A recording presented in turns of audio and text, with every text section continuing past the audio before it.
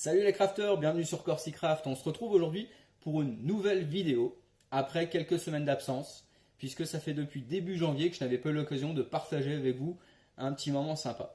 La dernière vidéo en date que vous avez eu l'occasion de voir, c'était la vidéo sur mon camp de base où j'ai transformé mon abri qui était en toit plat en un tipi, puisque l'abri était tout simplement tombé. Mais depuis cette vidéo-là, je n'avais pas eu l'occasion de partager avec vous de nouveaux moments. Alors, petite chose importante en ce début d'année, bonne nouvelle, désormais vous allez aussi pouvoir me suivre sur Twitter ou directement sur Instagram. Si vous recherchez, vous avez juste à taper CorsiCraft, comme pour ma chaîne, et vous pourrez vous abonner de manière à me suivre en temps réel. La particularité, c'est que souvent je vais faire des bivouacs, je vais faire des sorties, je vais prendre des photos, faire mes vidéos, mais généralement je ne les publie que avec 2, 3 semaines, voire 4 semaines certaines fois de décalage. Et là, ça vous permettra un petit peu de suivre en temps réel et même peut-être en amont, on va dire, des abonnés simples de YouTube, de pouvoir échanger avec vous différemment. Et donc, je vous invite déjà à vous rendre sur Instagram et de vous rendre sur Twitter pour pouvoir m'ajouter et me suivre en temps réel.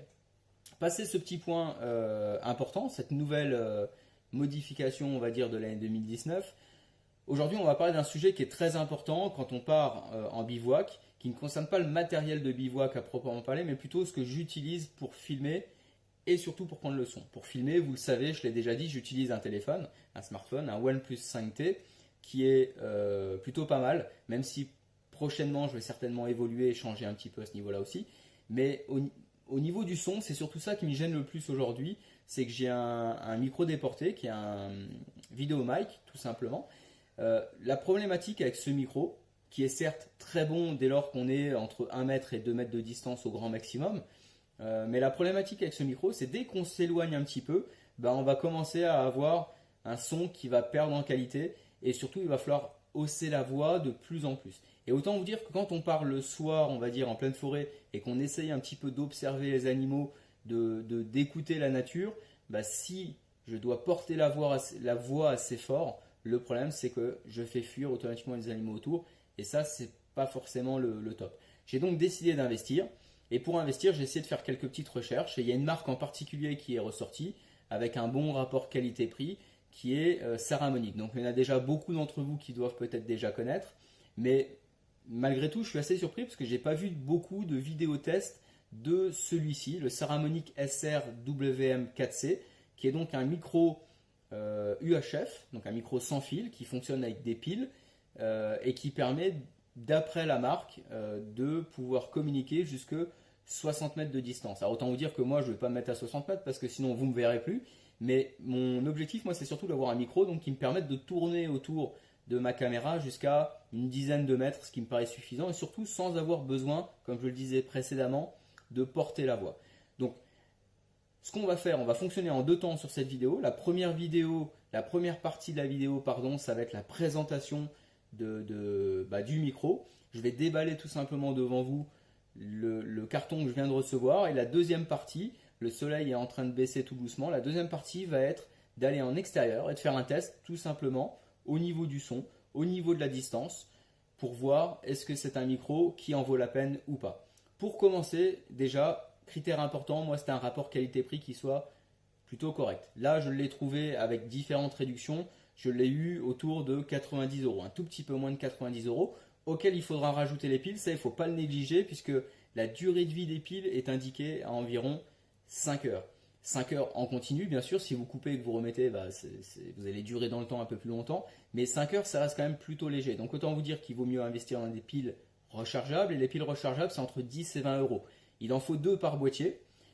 Donc, 2 par boîtier, ça fait 4 piles, comme je disais, entre 10 et 20 €. Mais surtout, ça veut dire potentiellement qu'il va peut-être falloir prévoir aussi d'acheter des piles en doublon parce que des piles rechargeables quand vous êtes en forêt, c'est bien beau qu'elles soient rechargeables, mais en forêt, vous pouvez essayer de la brancher dans un chêne comme ça ne fonctionnera pas, quoi. Donc, vous achetez, à mon avis, au moins 8 piles par sécurité.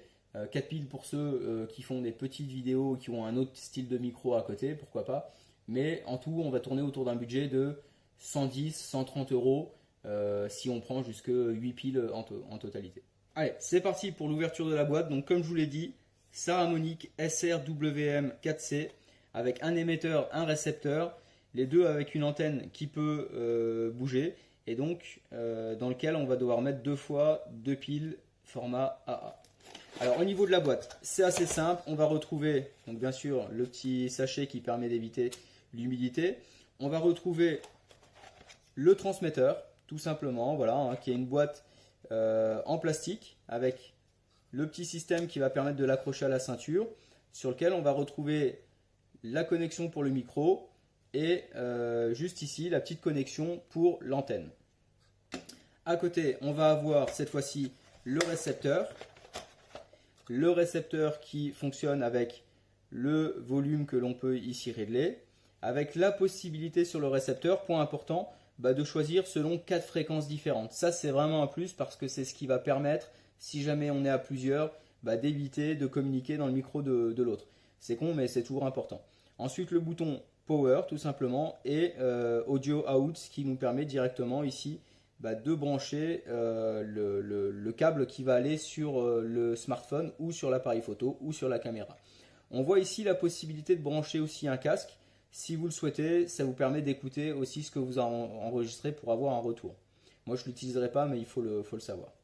Sur cette petite boîte, on a ensuite le système de fixation classique qui permet d'accrocher directement sur les fixations, on va dire, pour caméra ou trépied.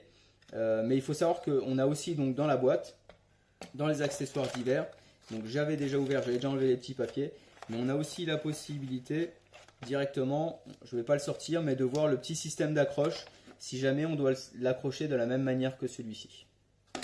Donc une fois qu'on a sorti les deux boîtiers, on va voir ensuite les accessoires à côté qu'on va retrouver. Donc on va retrouver ici directement le micro avec un câble qui est suffisamment long pour partir d'une poche arrière jusqu'au niveau du cou, qu'on va directement accrocher avec une petite pince crocodile métallique qui est franchement de qualité, qui est suffisamment rigide pour ne pas que le micro se détache, et c'est bien arrimé directement sur le micro. Le micro a une petite bonnette anti-vent, on verra ce que ça vaut tout à l'heure dans le test. Ensuite, on va avoir le fameux câble qui va permettre de relier directement le boîtier au smartphone ou à la caméra au niveau de la transmission du son. Et on va retrouver ensuite, pour finir, deux antennes souples. Hop, voilà, on va mettre la boîte de côté. Les deux antennes souples, comme je le disais, qui permettent ensuite de capter jusqu'à 60 mètres d'après le constructeur.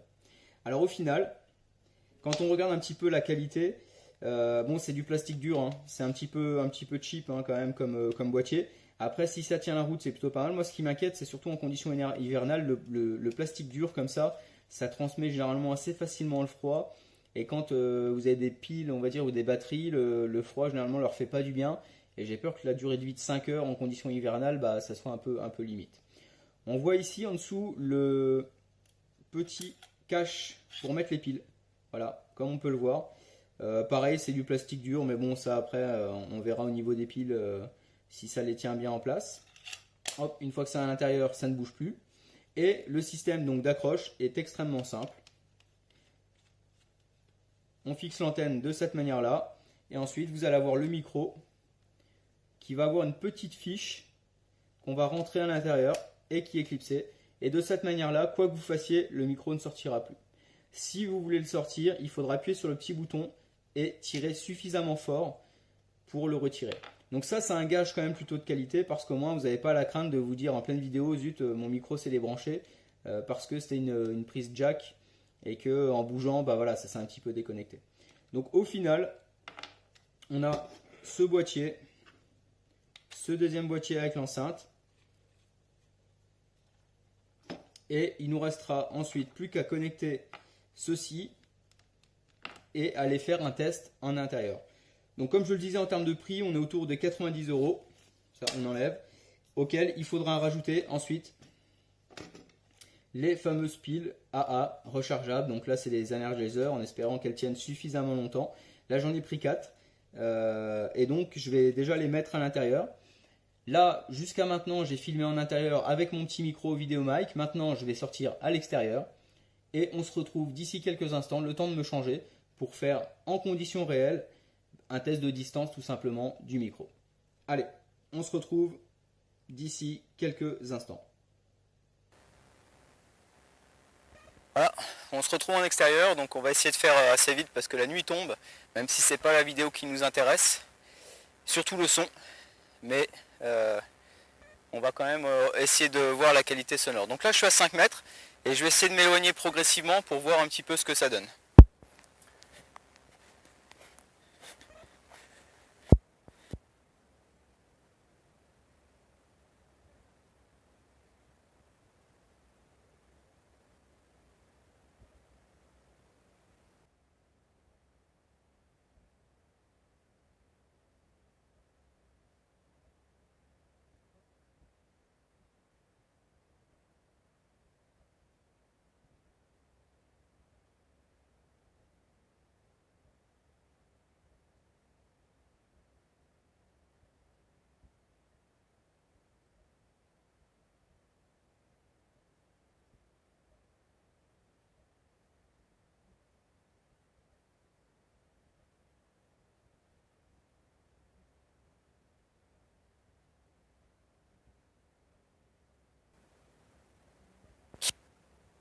J'ai pas eu l'occasion moi encore.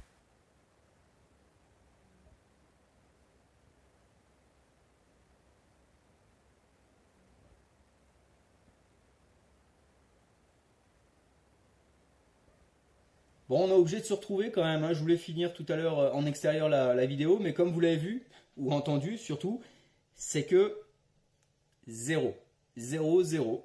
Au niveau de ce petit boîtier sans fil, Saramonic SR-WM4C, c'est une catastrophe, puisque le son est complètement pourri. Mais voilà, vous l'avez entendu, le peu que vous avez entendu, le son est vraiment pourri. Et en plus de ça, à partir de 5 mètres de distance, il n'y a plus rien qui se passe. Ils sont donnés pour 60 mètres. Alors, il est possible que ce soit les boîtiers qui soient défectueux. Ça arrive, hein, c'est pas de peau quand ça vous tombe dessus. Moi, c'est le cas. Ça tombe le jour où je fais une vidéo, donc c'est vraiment pas de bol, on va dire, même pour eux, parce que les personnes qui regarderont ce test-là vont quand même se dire ah ouais, c'est pas super parce qu'on met quand même un petit billet de presque 100 euros, mais ça mérite au moins d'être dit.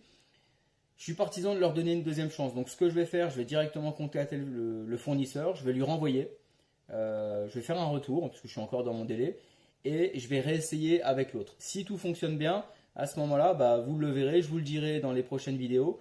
Si c'est pas le cas, je referai une nouvelle vidéo test avec du nouveau matériel. En attendant, ce que vous pouvez faire, c'est si vous l'avez celui-ci. Je vous rappelle Saramonic SR-WM4C, si vous l'avez. N'hésitez pas dans les commentaires à me le dire, que si tout est parfait, s'il fonctionne, ou si vous aussi vous avez eu des bugs avec.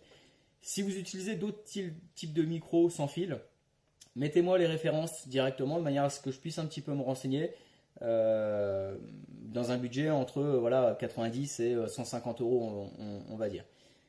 Moi en attendant, je termine simplement en vous apportant une petite précision, hein. Le câble qui est fourni, ce qui est important, je ne vous l'ai pas dit tout à l'heure, c'est que ça ne peut pas fonctionner avec un smartphone. Avec un appareil photo, une caméra, oui, mais avec un smartphone, il faut obligatoirement un câble 3 pins, ce que j'ai moi directement avec mon micro vidéo mic, pardon.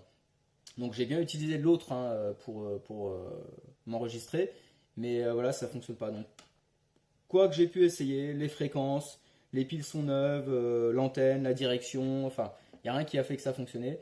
Donc j'ai lâché l'affaire, vu l'heure qu'il était, vu le temps, j'ai abandonné tout simplement.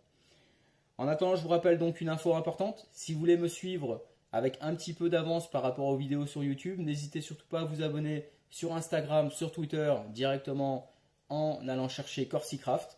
Et je vous laisse mettre un petit pouce craft si la vidéo vous a plu, même si c'est un fail complet, hein, voilà, c'est un échec cuisant pour ce test-là. Mais on ne peut pas vous mettre que des tests qui réussissent. Quand ça fonctionne pas, faut le dire. Là, ça me tombe dessus. C'est pas de bol. Voilà, c'est comme ça.